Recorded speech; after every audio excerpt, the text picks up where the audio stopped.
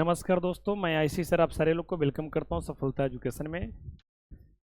तो मेरे प्यारे भाई, आज की इस सेशन में मैं इलेक्ट्रोस्टैट का लेक्चर 5 लेकर आया हूं, जिसमें आप लोग को आवेश का पृष्ठीय घनत्व और आवेश का आयतन घनत्व में एक दो सवाल रह गया था, उसको सबसे पहले मैं कवर करूंगा।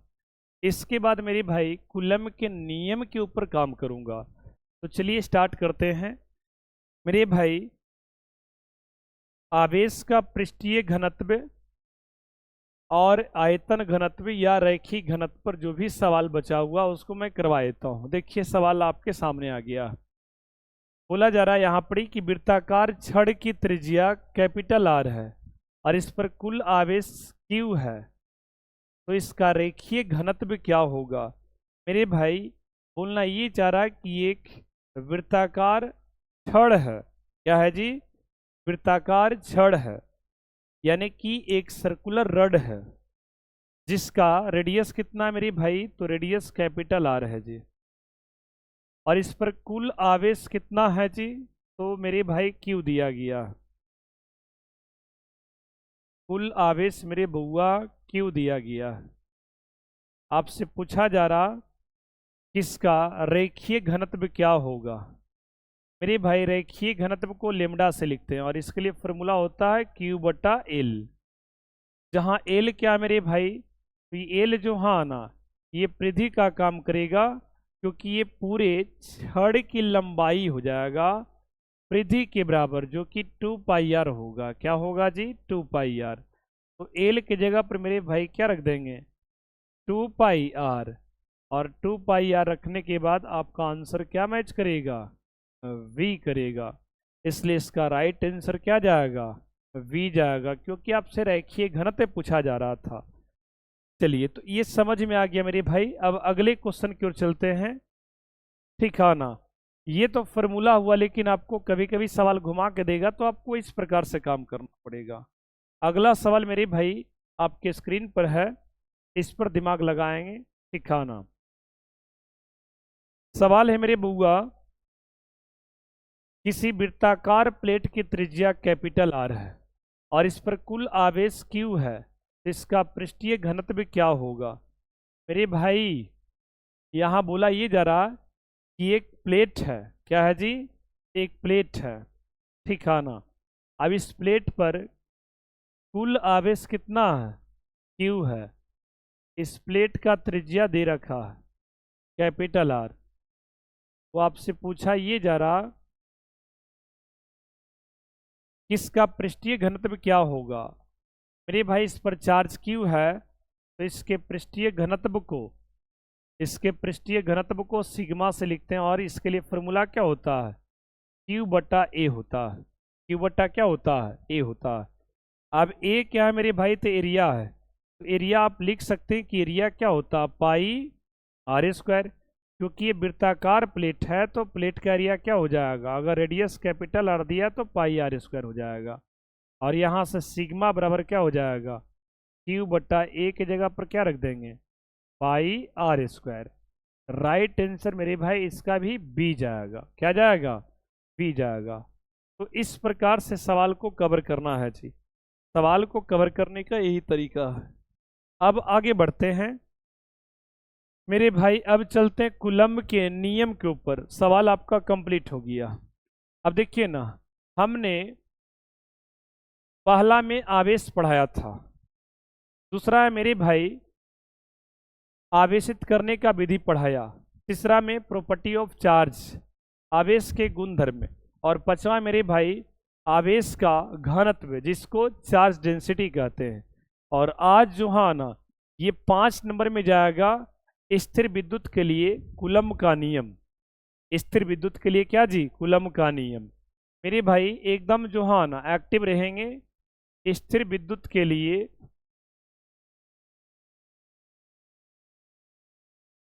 विद्युत के लिए कूलम्ब का नियम। कूलम्ब का नियम।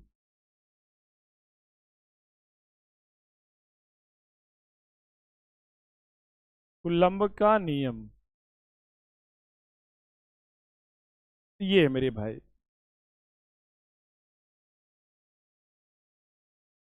अब ये कुलम्स लोग क्या बताएं भाई, इसको समझिए। मेरे भाई कुलम्ब साहब जो है ना, अस्थाई आवेश के लिए, स्थिर आवेश के लिए एक नियम दिए, जिसको हम लोग कुलम्ब का नियम कहते हैं। और ये कुलम्ब का नियम मेरे भाई स्थिर आवेश के लिए लागू किया जाता है। ठीक है ना। इन्होंने पहले अपने नियम में ये डिसाइड किया कि भाई समान आवेश में प्रतिकर्षण होता है। समान आवेश में क्या होता है, प्रतिकर्षण। चाहे प्लस प्लस हो या माइनस माइनस हो, ये दोनों में क्या होगा, प्रतिकर्षण होगा। उन्होंने ये भी देखा कि प्लस और माइनस रहेगा तो इसमें आकर्षण होता है। क्या होता है जी, आकर्षण होता है। ये पहले समरी किए। इन्होंने बोला कि देखो समान आवेश में प्रतिकर्षण तथा असमान आवेश में आकर्षण होता है। ठीक है ना। ये बताया गया जो कि हम लोग पहले से जानते हैं। उसके बाद मेरे भाई इन्होंने बोला कि जो आकर्षण तथा प्रतिकर्षण जो बल लग रहा, जैसे यहाँ प्रतिकर्षण बल हो जाएगा एफ, इस पर हो जाएगा मेरे भाई इधर की ओर एफ। ये जो आकर्षण या प्रतिकर्षण बल का जो मान है, ये मेरे भाई दोनों आवेशों के गुणनफल के समानुपाती होता है। इन्होंने बोला कि जो आवेश पर जो विद्युतीय बल लग रहा है, ये दोनों आवेशों के गुणनफल के समानुपाती होता है, और इसके बीच की दूरी के वर्ग के व्युत्क्रमानुपाती होता है। और यह बल दोनों आवेशों को मिलाने वाली रेखा के अनुदिश कार्य करता है। ये इन्होंने समरी किया। पहले तो बोले कि समान आवेश से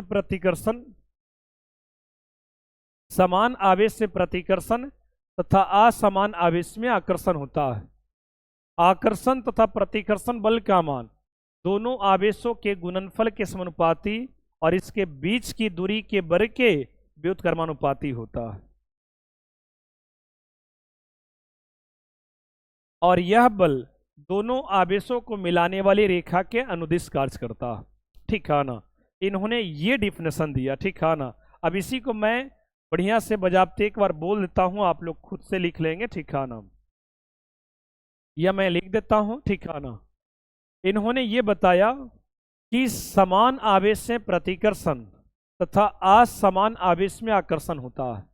आकर्षण तथा प्रतिकर्षण बल का मान दोनों आवेशों के गुणनफल के समानुपाती और इसके बीच की दूरी के वर्ग के व्युत्क्रमानुपाती होता है। और यह बल दोनों आवेशों को मिलाने वाली रेखा के अनुदिश कार्य करता है। ठीक है ना। तो ये तो खैर आप हम बोल दिए, आप लोग लिख लीजिएगा।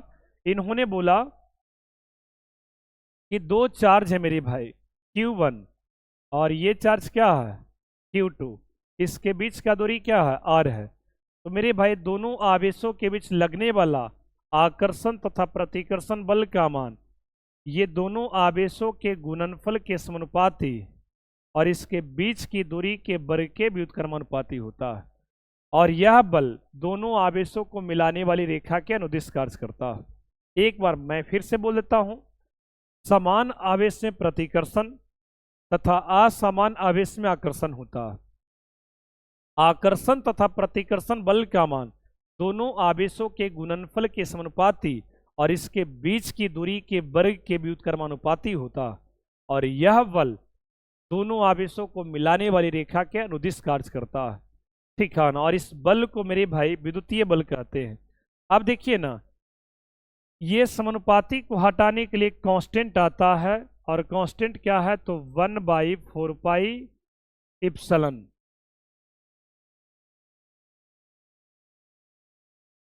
और यहां पर क्या हो जाएगा, Q1 Q2 बट्टा R²। ठीक है ना। ये मेरे भाई कांस्टेंट का काम कर रहा। अब देखिए ना, इसी में आगे बढ़ाते हैं। मेरे बुआ एक फार्मूला होता है ये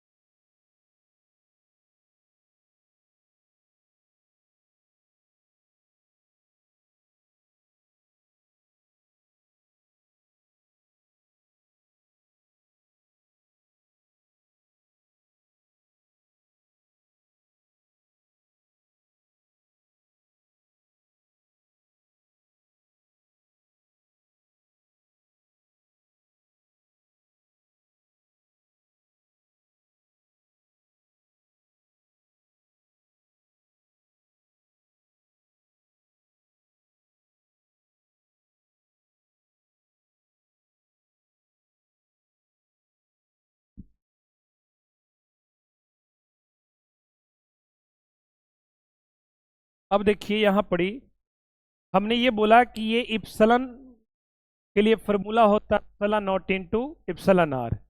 अब देखिए इस इप्सलन के जगह पर ये फॉर्मूला को रखेंगे तो ये बन जाएगा 1/4 पाई एप्सलन की जगह पर epsilon nought into epsilon R, और ये Q1 Q2 बटा आर स्क्वायर। लेकिन मेरे भाई आपको समझना पड़ेगा कि हवा हो, मुक्त आकाश हो,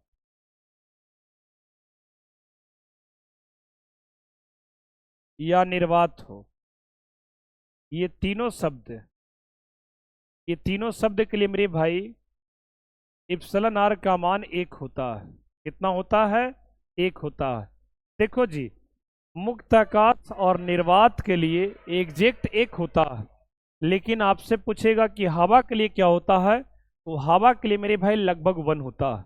हवा के लिए क्या होता है? लगभग 1 होता है। लेकिन आपसे कहेगा कि मुक्त आकाश और निर्वात के लिए क्या होता है, तो एग्जैक्ट 1 होता है, लेकिन ये हवा के लिए लगभग 1 होता है। तो मेरे भाई हम लोग बेसिकली जो है ना डिस्कशन ज़्यादातर हवा में करते हैं, इसलिए ये तीनों के लिए हम फॉर्मूला बता रहे हैं कि तीनों केस के लिए जो है ना एप्सिलॉन आर का मान कितना हो जाएगा? 1। तो मेरे भाई फॉर्मूला एफ बराबर क्या हो जाएगा? 1/4 पाई एप्सिलॉन नॉट इंटू 1 और गुना Q1 इंटू Q2 बटा क्या जी? Are square. अब यहां से बउआ इसको रिफ्रेश कर देते हैं, ये हो जाएगा 1/4 pi epsilon not Guna Q1 Q2 बटा आर स्क्वायर। ठीक है ना? ये आपका हो जाएगा 1/4 pi epsilon not Q1 Guna Q2 बटा आर स्क्वायर। लेकिन मेरे बुआ इसको शॉर्टकट में के बोला जाता है। क्या बोला जाता है? के बोला जाता है।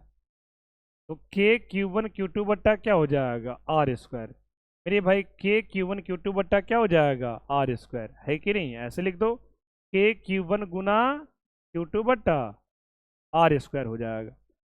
और फाइनली यहाँ पर फॉर्मूला लिख रहे हैं मेरे भाई, एफ का फॉर्मूला क्या हो जाएगा? ये ज़्यादा फेमस है क्योंकि बोलने में आसान पड़ता है, के Q1 Q2 बट्टा आर स्क्वायर। या मेरे भाई के का मान क्या होता है? 1/4 pi epsilon note into Q1 गुना Q2 बटा आर स्क्वायर। ये मेरे बुआ फॉर्मूला है, यही आपका कूलम्ब का नियम है। इसी पर हम लोग सवाल बनाएंगे, ठीक है ना? तो आपको जो है ना मुख्य रूप से ये फॉर्मूला याद करना पड़ेगा। ऐसे कूलम्ब के नियम का परिभाषा की बात करेंगे तो परिभाषा भी याद होना चाहिए, साथ ही साथ आपको फॉर्मूला भी क्लियर होना चाहिए। अगर शॉर्टकट में बोलना चाहते हैं कूलम्ब का नियम, तो बोलना ये पड़ेगा कि भाई दो आवेश के बीच लगने वाला विद्युतीय बल के लिए फॉर्मूला होता है के Q1 Q2 बटा आर स्क्वायर। समझे कि नहीं? के क्या होता है? तो 1/4 पाई एप्सिलॉन नॉट होता है। ये बड़ा टर्म था, इसको शॉर्टकट में के मान लिया गया है। इसको शॉर्टकट में क्या मान लिया गया है? के मान लिया गया है। लेट मने मानना होता है, के मान लिया गया ताकि फॉर्मूला याद करने बच्चों को आसान हो। अब आगे बढ़ते हैं जी। हम लोग ये देखें कि कूलम्ब का नियम के लिए फॉर्मूला क्या होता है। तो मेरे भाई फास्ट अगर बोलना चाहेंगे तो के Q1 Q2 बट्टा आर स्क्वायर। के के जगह पर क्या लिख सकते हैं? तो 1/4 पाई एप्सिलॉन नॉट और ये Q1 Q2 बट्टा क्या जी? आर स्क्वायर, है कि नहीं? ये फॉर्मूला रहा। लेकिन मेरे भाई इसमें जो है ना आपसे पूछेगा कि के बराबर क्या है, तो के बराबर मेरे भाई 4 pi epsilon not, 1/4 pi epsilon not. इसका जब मान निकाला जाता है तो मेरे भाई मान आता है 9 गुना 10 के पावर 9। मान मेरे भाई ये आता है, यूनिट आ जाएगा न्यूटन मीटर स्क्वायर बटा कूलम्ब स्क्वायर। ये के का मान मेरे भाई एसआई मात्रक में है। किसमें है? एसआई मात्रक में, ठीक है ना? अब ये यूनिट जो है ना आपका न्यूटन मीटर स्क्वायर बटा क्या है? Coulomb square. समझे कि नहीं? ये आपको याद करना पड़ेगा क्योंकि ये बार बार फॉर्मूला में ये मान यूज करेंगे हम लोग, अलग अलग क्वेश्चन में इसको यूज करेंगे। समझे कि नहीं? तो ये याद होना चाहिए कि के बराबर होता है 1/4 पाई एप्सिलॉन नॉट, जिसका मान होता है 9 गुना 10 के पावर 9 न्यूटन मीटर स्क्वायर बटा कूलम्ब स्क्वायर। और ये ऐसा ही मात्रक है जी, ये ऐसा ही मात्रक है कि नहीं, ऐसा ही मात्रक है मेरे भाई, इसका मान है। तो ये मान बहुत पॉपुलर है, तो इसको आप जो है ना एक तरह से नोट कर लेंगे, समझे कि नहीं। अब देखिए ना, हम पहले इस पर सवाल बनवाते हैं। अगर कोई पूछेगा कि इप्सिलॉन नॉट क्या है, इप्सिलॉन क्या है, इप्सिलॉन आर क्या है, तो अभी तत्काल जो है ना मेरे भाई इसको याद रखो। हम तीनों को बताने वाले हैं कि इप्सिलॉन नॉट का नाम है विद्युतशीलता नियतांक, इप्सिलॉन आर का नाम है आपेक्षिक विद्युतशीलता, और इप्सिलॉन का नाम है विद्युतशीलता। अगर कहिएगा तो हम लिख देंगे भी, अभी तत्काल लिख ही लो, बढ़िया रहेगा। मेरे भाई आपसे पूछेगा कि इप्सिलॉन क्या है, तो इसका नाम है बुआ विद्युतशीलता, विद्युतशीलता। इप्सिलॉन आर क्या है मेरे भाई, इप्सिलॉन नॉट पहले समझो, इसको बोलते हैं विद्युतशीलता नियतांक, विद्युतशीलता नियतांक, विद्युतशीलता नियतांक। मेरी भाई इप्सिलॉन आर क्या है, तो मेरे बुआ इसको बोलते हैं आपेक्षिक विद्युतशीलता, आपेक्षिक विद्युतशीलता,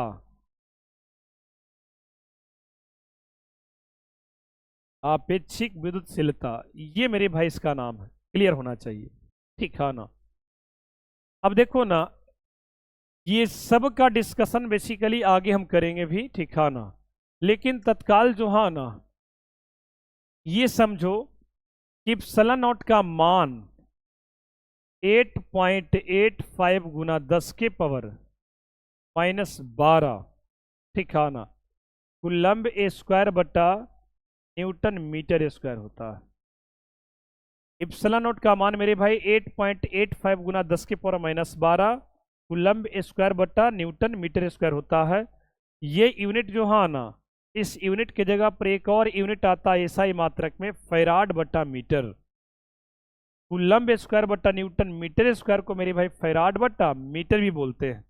इसका एक और मान होता है 1 बटा, छोटा कर देते हैं, इसका एक और मान होता है मेरे भाई, इसका एक और मान होता है, क्या मान होता है, 1 बटा 36 पाई गुना 10 के पावर 9, ठीक है ना, ये होता है। यूनिट की बात करेंगे तो आपका यूनिट वही रह जाएगा, यूनिट की बात करेंगे मेरे भाई यही रह जाएगा ना जी, कूलम्ब ए स्क्वायर बटा न्यूटन मीटर स्क्वायर। ये यूनिट के जगह पर आ सकता है मेरे भाई क्या जी, फैराड बटा मीटर, ठीक है ना। ये किसका मान है, इप्सिलॉन नॉट का है। इसी को कैलकुलेट करेंगे तो ये आएगा, अगर कैलकुलेट नहीं करेंगे तो यही रह जाएगा, ठीक है ना।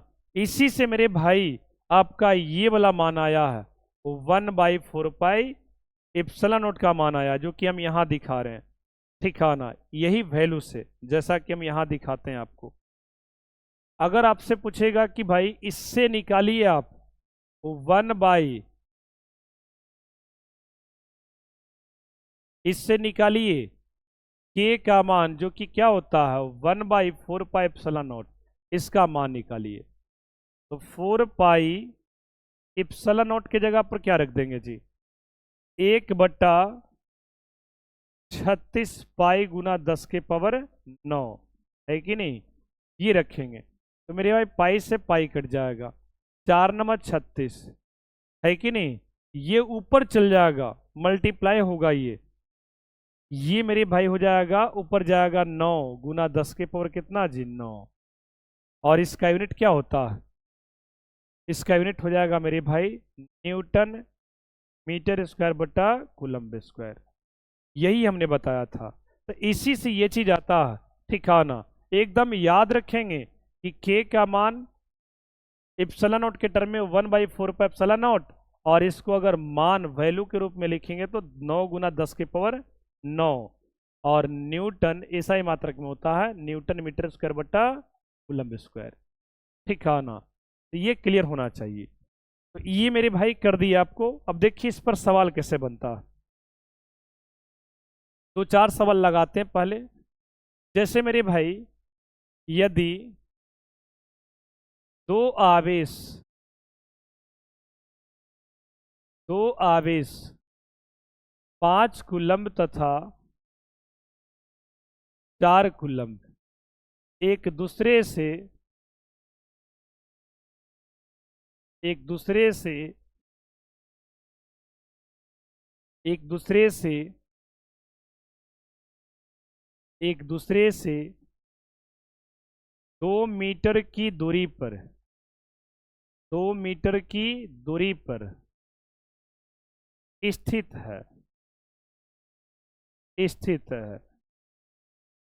तो दोनों आवेशों के बीच दोनों आवेशों के बीच दोनों आवेशों के बीच लगने वाले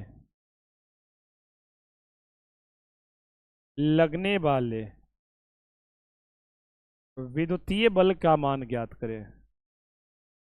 विद्युतीय बल का मान ज्ञात करें।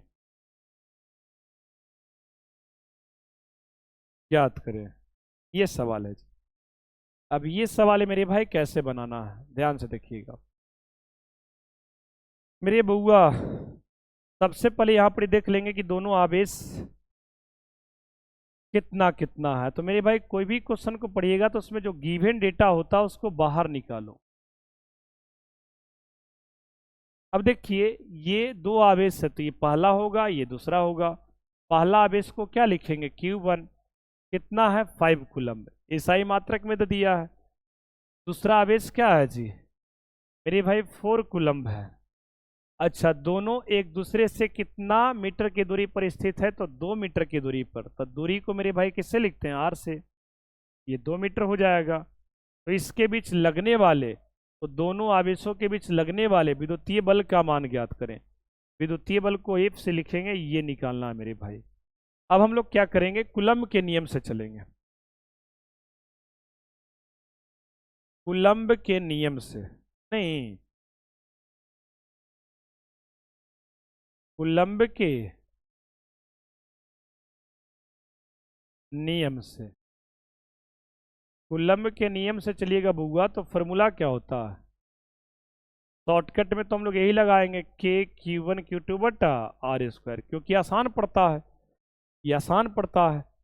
लेकिन हाँ, K का मान आपको रखना पड़ेगा। अभी जो हम बताए थे 9 × 10⁹ है कि नहीं मेरे भाई। K का मान आपको अभी हम बताए थे, K का मान क्या होता है 9 × 10⁹ ईसाई मात्रक में रखेंगे यहाँ पर। और Q1 कितना मेरे भाई, Q1 5 कूलम्ब है। यूनिट मत रखो, केवल वैल्यू रखो।